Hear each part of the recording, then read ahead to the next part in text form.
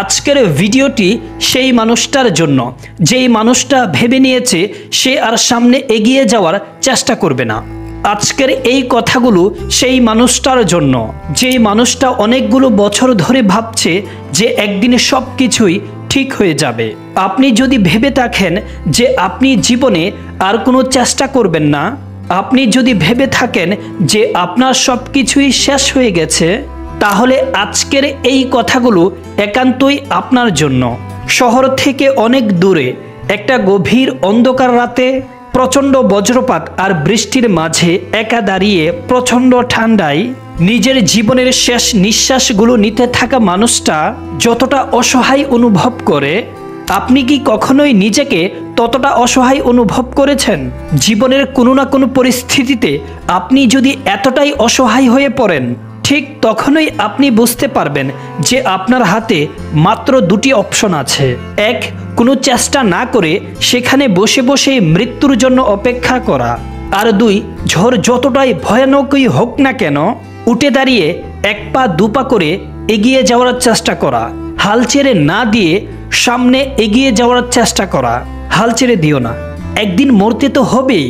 শেষ চেষ্টাটুকু না করে হতাশা নিয়ে মরে যাওয়ার চেয়ে চেষ্টা করতে করতে মরে যাওয়াটাই জীবনের সবচাইতে বড় সফলতা।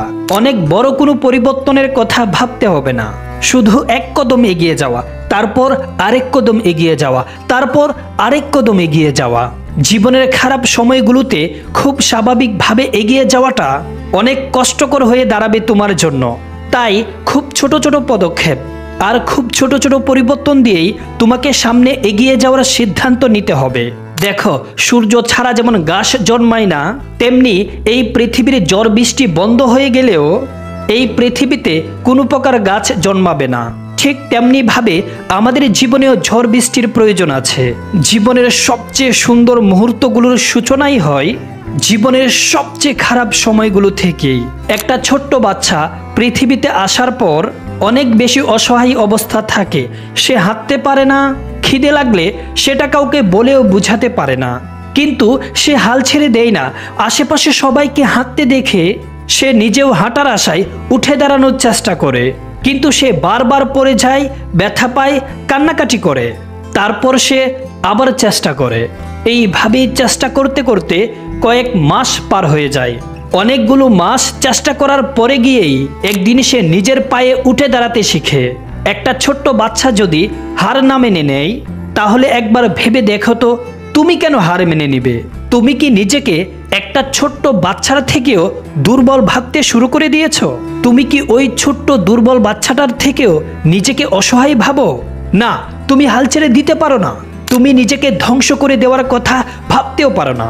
আমি জানি না তোমার জীবনে কতটা বড় কষ্ট এসেছে, আমি জানি না তোমার জীবনে কত বড় বিপদ এসেছে। আমি শুধু এতটুকুই জানি, তুমি একটু একটু করে এক পা দুপা করে এগিয়ে যেতে থাকলে একদিন জীবনে অনেক বড় পরিবর্তন আসবে। জীবনের খারাপ সময়গুলো কখনোই স্থায়ী হতে আসে না। খারাপ সময়গুলো তোমার জীবনে যেইভাবেই এসেছে ঠিক সেইভাবেই একটা সময় চলে যাবে।